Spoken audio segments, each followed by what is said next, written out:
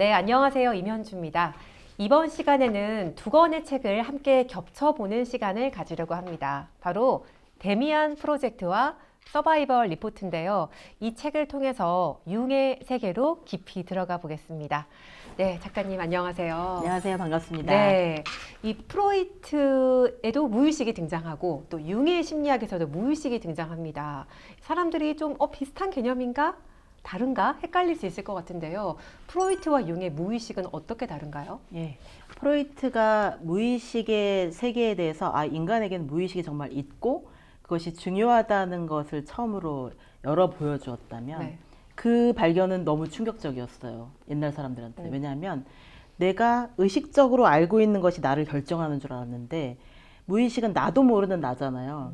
나도 잘 알지 못하는 또 다른 마음 깊은 곳에 내가 나의 실제 결정과 욕망과 여러 가지 미래를 결정하고 있다는 걸 의미하니까 사람들에게는 충격이었던 거죠. 그럼 나도 모르는 내가 나를 조종하고 있단 말이야? 이렇게 생각할 수 있잖아요.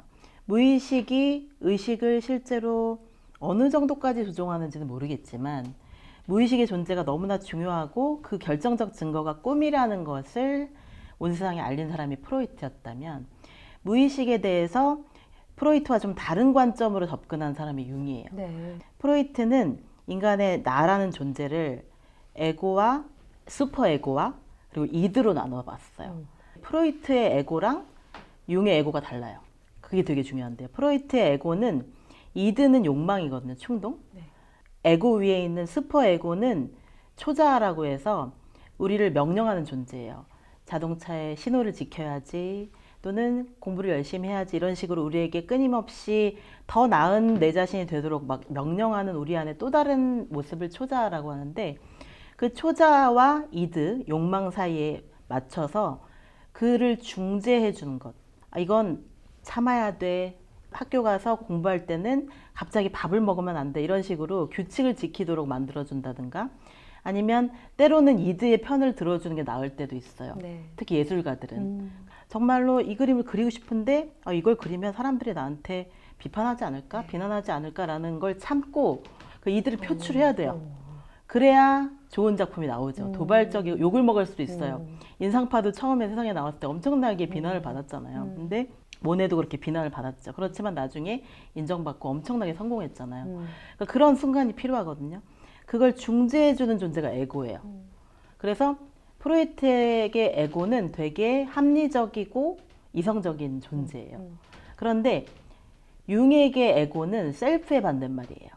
그러니까 에고와 셀프가 융에게는 전혀 다른데 뭐냐면 에고는 타인의 시선에 맞춰서 나를 인정받고 싶은 타인의 시선에 눈치를 보고 다른 사람에게 나를 인정받고 싶은 자가 에고라면 사회화된 것이 에고라면 셀프는 개성화를 꿈꾸는 그러니까 진정으로 나의 무의식을 발현하고 싶고 내가 언제나 살고 싶었던 그 삶을 마침내 살 수 있게 만들어주는 것이 셀프예요. 그래서 융은 셀프의 편을 드는 거예요. 셀프가 더 중요한데 사람들은 셀프를 놓치고 있다. 이걸 얘기하고 있다면 프로이트 같은 경우는 숨겨진 무의식 속에 대부분은 성적 욕망으로 보는 거예요. 그러니까 프로이트와 융의 결정적인 차이가 프로이트는 무의식의 대부분의 아주 제일 많은 내용이 성적인 욕망이라고 봤고 융은 그거에 반대를 했던 거예요. 그렇지 않다.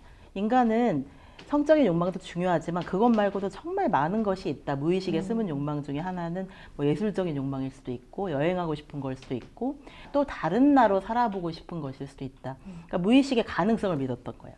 근데 프로이트는 어차피 다 분석하면 성적 욕망이 최종적으로는 드러난다고 봤던 거예요.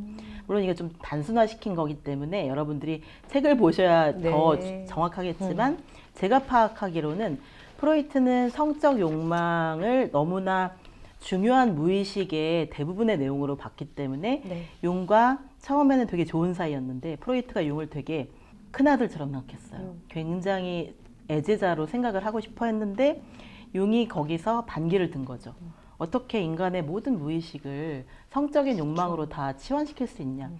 서로 의견이 달라서 갈라서게 된 거예요. 그러면서 둘 사이가 멀어지게 되면 전혀 다른 무의식의 두 가지 형태가 된 거죠. 그래서 프로이트는 주로 과거의 아동기의 성적 트라우마를 많이 얘기하거든요. 네. 아동기의 과거에 내가 어떤 상처가 있었는지를 밝혀서 지금을 더 나아지게 하려고 하고, 융 같은 경우는 과거보다는 미래가 중요한 거예요. 그래서 개성화라고 하잖아요. 이 개성화는 내가 아직 뿌리지 않는 내 삶의 가능성의 씨앗을 뿌려서 앞으로 내가 어떻게 살고 싶은지를 끊임없이 물어서 정말로 살고 싶은 방향으로 나아가게 해주는 것이 무의식이라고 보는 거예요. 무의식을 되게 긍정적이고 잠재력이 넘치는 좀 희망적인 존재로 더 많이 보는 거죠. 그게 결정적인 차이인 것 같아요. 융 심리학을 저도 좀 마음이 끌리는 게 융 네. 심리학은 좀 희망적이고 네. 내 안에 고민이 단지 고민으로 끝나는 게 아니라 또 다른 가능성이 될 수 있다는 게 참 좋은 것 같습니다. 네. 네. 근데 이 서바이벌 프로젝트를 통해서도 흥미로웠던 개념이 바로 아니마와 아니무스예요. 네. 이 용어를 처음 듣는 분들도 계실 텐데 내 안에 여성성, 내 안에 남성성이라는 거잖아요. 네. 어떤 건지 좀 말씀 부탁드립니다. 예. 아니마라는 것은 주로 네. 남성들이 예를 들어서 누군가에게 처음으로 반할 때, 네. 그럴 때 자기의 이상형을 생각하고 그 이상형과 비슷한 사람을 찾는다고 하거든요. 네. 여성들도 그렇고. 네. 그 이상형에 가까운 것을 원래는 아니마라고 해요. 내 마음속에 이상적인 내가 좋아할 만한 사람의 모습, 그게 아니마고, 남성에게는.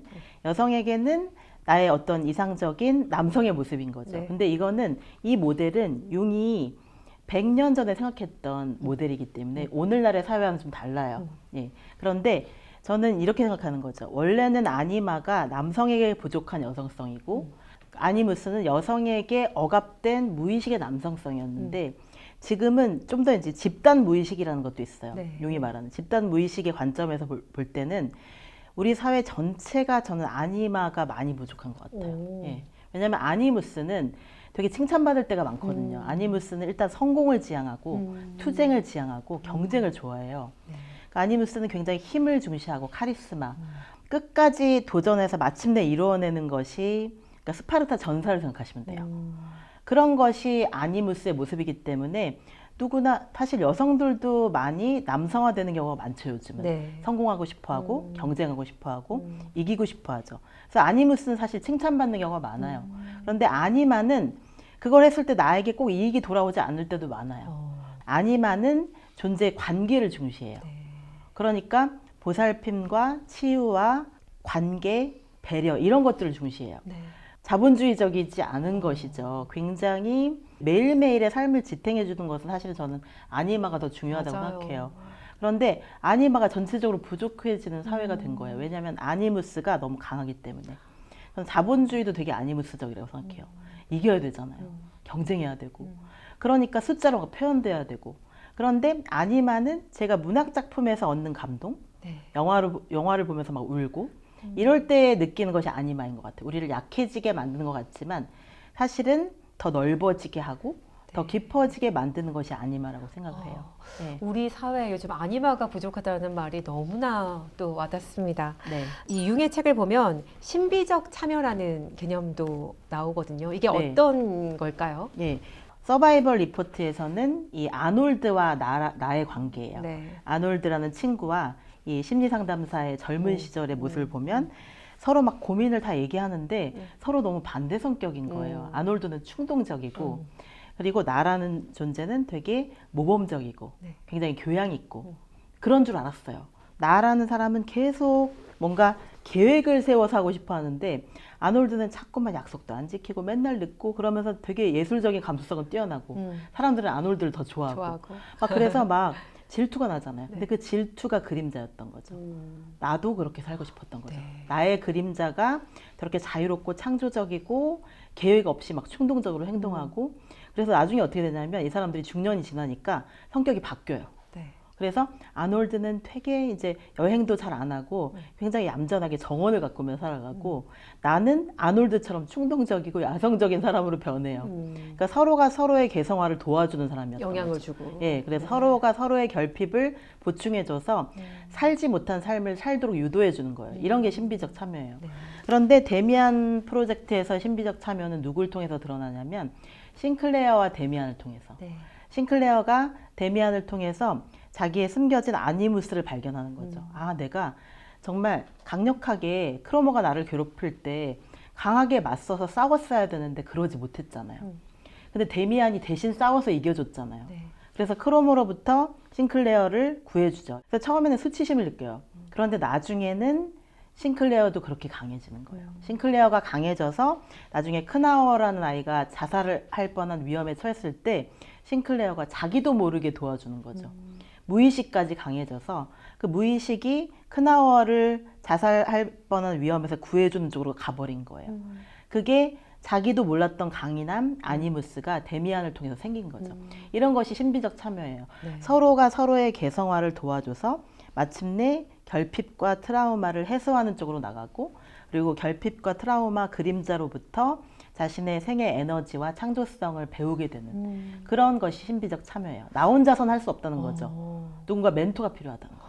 그래서 어떤 뭐 친구 관계도 있을 수 있고, 혹은 네. 어떤 연인이나 부부들 중에 결혼을 해서 정말 더 개성화가 되고 동반자적으로 더 잘 되는 경우들 있잖아요. 네. 이런 경우겠네요. 서로에게 좋은 영향을 맞아요. 주는. 커플일 수도 있고, 네. 또 친구일 수도 있고, 또 엄마와 딸일 수도 있어요. 어. 뭐 아버지와 아들 사이도 괜찮아요. 네. 처음에는 둘이 되게 사이가 안 좋을 수도 있어요. 네.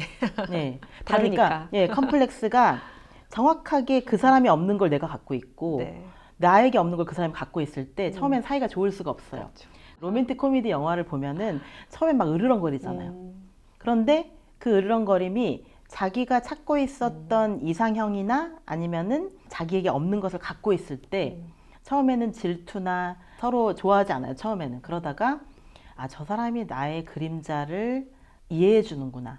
저 사람이 나에게 결핍된 부분을, 뭐 내가 너무나 내향적이고 얌전한 사람이라면 그 사람으로부터 적극성과 활발함을 배울 수도 있고, 어떤 사람은 자기가 정말로 막 운동에 컴플렉스가 있는데 운동을 잘하는 사람을 좋아할 수도 있어요. 네. 그러면 처음에는 좀 서로 무시해요. 그러다가 나중에 서로에게 영향을 줘서 더 좋은 방향으로 가게 될 수도 있어요. 네. 이런 그 로맨틱 코미디 영화나 이런 것들을 보면은 결국에는 신비적 참여더라고요. 그렇네요. 네, 서로에게 부족한 부분들을 일깨워주고, 그게 결국 그 사람의 흠이 아니라는 걸 알아주는 거. 네.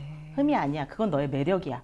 이렇게 봐주는 것이 신비적 참여가 섀도우 브라더스라는 말을 써요. 그림자의 형제라고. 예. 우리 그림자가 사실은 닮아 있구나. 닮은 상태구나. 그래서 나중에 아놀드와 나라는 이 주인공이 서로 안아주면서 네가 나의 그림자의 형제였어. 내 결핍을 네가 다 알고 있었어. 그 결핍이 나한테 가르쳐준 게 많다는 네. 거죠. 그래서 서로가 서로의 개성화를 도와주는 관계가 신비적 참여예요.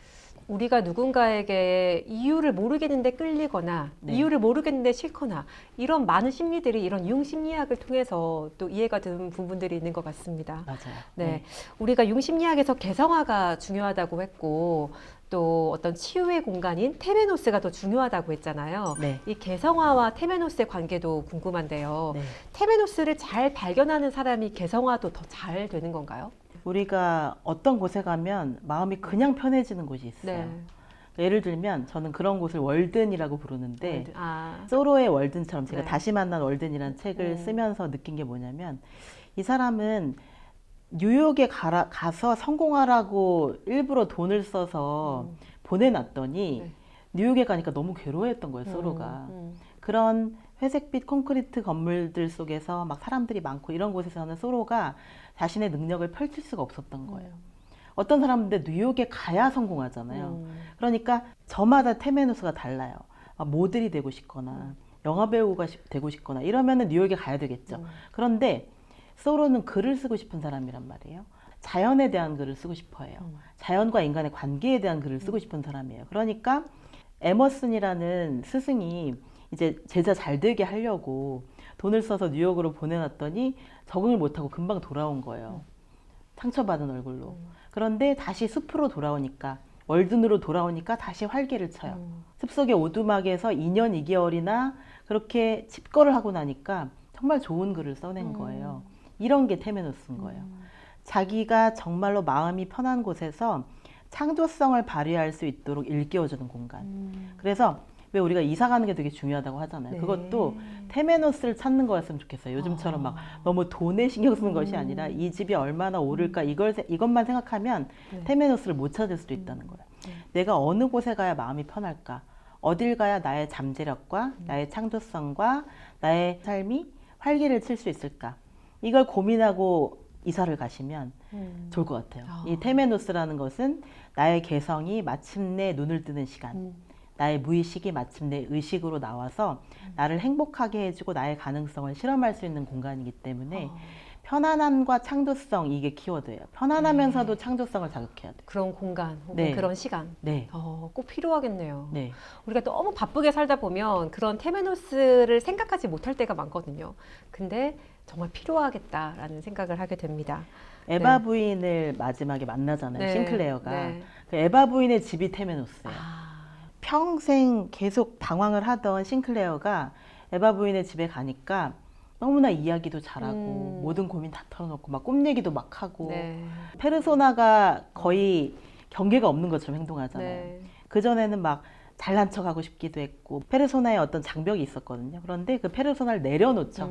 나의 페르소나를 내려놓게 하는 곳. 인정받았던 부분도 나의 장점이라고 생각하는 것도 때로는 내려놓을 용기가 필요하거든요. 네. 진짜 나와 만나기 위해서는. 네. 저는 여행이 그래도 좋은 것 같아요. 네. 여행이 저에게 테메노스인 이유가 어린아이가 돼요. 네. 모든 걸 다 처음부터 배워야 되니까. 그리고 사람들이 저한테 기대를 안 하잖아요. 여행자니까 그렇죠. 뭐 잘할 거라고 생각을 하지 않잖아요. 그런데 한국에서 잘해야 되잖아요. 맞아요. 그러니까 내가 잘해야 된다는 강박을 내려놓게 되는 거예요. 저도 여행 가면 왜 이렇게 해방감이 느껴지고 내가 몰랐던 내 모습을 다시 발견하는 것 같고 그런 기분이 드는 게 네. 방금 말씀하신 그런 이유인 것 같습니다. 그러니까 꼭 고정된 공간이 아니어도 된다는 네. 거죠. 내가 마음이 편안한 곳은 어디든 테메노스가 될 수 있어요. 네. 네. 이용 심리학에서 또 이제 꿈이 네. 큰 역할을 하잖아요. 네. 무의식을 분석하는 이용 심리학의 매력을 좀 말씀해 주시겠어요? 무의식을 분석하는 게 생각보다 쉽진 않은데 네. 사실은 훈련이 필요하긴 해요. 그런데 훈련을 잘하면 일반인들도 할 수 있어요. 오. 예, 그래서 저에게 도움이 됐던 책이 네. 김서영 작가님의 내 무의식의 방이란 책이에요. 네. 그게 융과 프로이트를 너무나 절묘하게 잘 섞어서 설명을 해주셨어요. 그래서 자기 꿈을 어떻게 분석하는지를 너무나 훌륭한 학자가 자기 꿈을 정말 너무 솔직해서 분석해서 보여주시니까 저에게도 많은 영감이 됐거든요. 그냥 쉽게 제 꿈을 예로 들어서 설명해 드릴게요. 제가 한참 가장 그 진로 고민이 많았을 때 네. 도대체 어떻게 살아야 될지 모를 때 그리고 경제적으로도 힘들었을 때 이런 꿈을 꿨어요. 제가 버스를 운전하는 거예요. 근데 저는 그때 운전면허도 없었거든요. 근데 꿈에서는 운전을 하고 있고 게다가 엄청나게 큰 차를 운전하고 있는 거예요. 네. 융 심리학에서 뭐라고 하냐면 꿈이 무의식의 상태를 보여주는 거라고 해요. 길몽, 흉몽 이런 것이 있는 것이 아니라 막 로또를 사야 되고 이런 것이 아니라 그냥 나의 무의식이 지금 어디 있는가를 보여주는 게 꿈의 역할이라는 거예요. 나는 누구인가를 보여주는 꿈이라는 거죠. 내가 근데 왜 감당할 수도 없는 커다란 버스를 운전하고 있지라는 것이 저에게도 느껴졌어요. 그런데 계속 운전을 하더라고요. 근데 또 너무나 이상한 게 버스 두 대를 하나로 겹쳐서 운전하고 있는 거예요. 그게 어떤 은유였던 거죠. 은유와 상징의 언어로 우리에게 말을 걸어오거든요. 그래서 버스 한 대가 들어가 있어요. 그러면 얼마나 무겁고 얼마나 말이 안 되는 상황이에요. 그런데 제가 그때 너무나 두 가지 다 하고 싶었던 거예요. 예. 취직도 하고 싶고 예술가도 되고 싶고 교수도 하고 싶고 작가도 되고 싶고 네. 그 두 가지를 다 잘할 수 있다고 생각을 했어요. 그런데 상황은 너무나 경제적으로도 어렵고 부모님도 힘드시고 나는 돈을 벌어야 되고 막 이런 상황이었던 거예요. 취직도 하고 내가 하고 싶은 것도 해야 되는데 머스트와 원트 사이에서 막 방황을 하다가 그 두 가지를 다 잘할 수 있다고 착각하고 그걸 운전하고 있었던 거예요. 그래서 꿈속에서 제가 어떤 발견을 한 거예요. 아, 나는 지금 이 두 가지를 말도 안 되는 걸 다 같이 하고 있구나. 그럼 하나를 버리자는 생각을 꿈에서 했어요. 근데 그게 제가 꿈속에서 처음으로 제가 용기를 낸 것 같아요. 네. 그전에는 막 어디서 쫓기다가 끝나고 어디서 추락하고 막 이런 끝이 되게 안 좋은 꿈들을 많이 꿨는데 제가 꿈에서 처음으로 적극성을 발휘해서 버스 한 대를 버렸어요. 예. 꿈에서. 어떻게 버렸는지 모르겠는데 어쨌든 버렸고 네. 너무나 홀가분한 마음으로 운전을 하더라고요. 그게 저에게 무의식이 의식을 향해서 메시지를 보낸 거예요. 너 이렇게 해야 돼. 그리고 넌 지금 이미 하고 있어. 잘할 수 있고 그건 바로 취직을 하려는 마음을 내려놓고 네가 진짜로 하고 싶은 일을 해. 너는 작가가 되고 싶잖아. 네. 네가 정말로 작가가 된다면 어려운 경제적 문제도 언젠가는 해결이 될 거야 라고 저한테 메시지를 준 것 같더라고요. 네. 그게 무의식의 의식화예요. 네. 무의식이 의식을 향해서 길을 알려주는 거죠. 취직도 할 거야, 작가도 될 거야, A와 B를 다 할 거야, 의무와 욕망을 다 충족할 거야, 욕심을 낼 것이 아니라 그 중에 하나를 결정하라는 거죠. 이거는 프로이트 심리학과 융 심리학이 만나는 지점이기도 해요. 네. 프로이트도 중요한 거는 소원이라고 얘기하거든요. 우리의 소원이 우리를 밀어나간다. 융 심리학적인 용어로 말하면 무의식의 의식화거든요. 언젠가는 무의식이 의식을 향해서 따라오게 되면 그게 바로 개성화라는 거예요. 그 무의식의 메시지를 들어주는 것이 바로 꿈의 해석인 거죠. 네. 네. 그 개성화라는 개념이 네. 데미안 프로젝트에서는 아프락삭스로 나옵니다. 이 아프락삭스는 뭔가요? 예. 아프락사스를 사실 강의를 하자고 치면은 밤을 새도 될 것 같아요. 정말 네. 복잡한 개념인데 네. 좀 간단하게 설명하자면 빛과 그림자를 통합하는 능력이에요.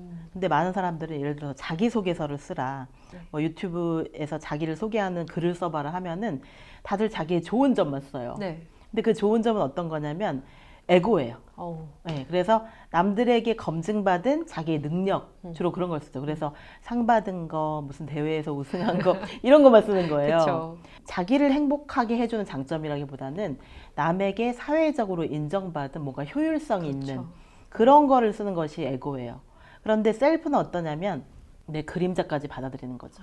셀프가 아프락사스를 지향하는데, 만약에 제가 피아니스트가 되고 싶은 대로 그냥 순조롭게 됐으면 당연히 글도 안 썼을 것이고 인생에서 뭐가 안 되는 것도 있다는 걸 몰랐을 것 같아요. 어릴 때 꿈이 피아니스트였는데 그게 안 된다는 것을 이제 사춘기를 통해서, 그리고 이제 부모님이 저한테 솔직하게 말해주신 게 되게 도움이 됐어요.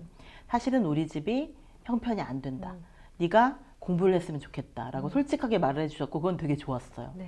그러니까 그때는 좀 힘들었지만 부모님이 그냥 그렇게 솔직하게만 말씀해 주신 것이 아니라 저한테 전자피아노를 사주시면서 그래도 네가 공부를 하다가 스트레스를 받으면 언제든지 피아노를 연주해도 된다. 그런데 음대 간다는 말을 하지 말라고 네. 뭔가 이렇게 제한을 뒀던 네, 거죠. 현명하셨네요. 예, 그래서 현명하셨고 그게 저에게는 그림자이자 동시에 뭔가 일이 안 풀릴 때 다른 길을 갈 수 있는 방법을 알려준 것 같아요. 아이들에게 가장 안 좋은 것이 부모가 해달라는 대로 다 해주는 거래요.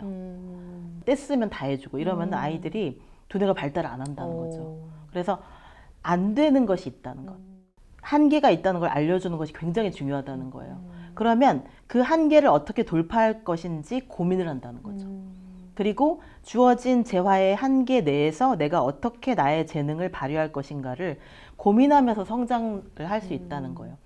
이게 빛과 그림자를 통합하는 능력이라는 거죠. 그림자를 통해서, 그림자는 안 돼, 너는 피아니스트 못 될 거야, 이거에서 시작을 했죠. 근데 빛은 뭐냐면, 그러면 피아니스트가 못 된다면 너의 예술적인 재능과 잠재력을 키울 수 있는 방법은 무엇일까? 그건 저에게 글쓰기였던 거예요.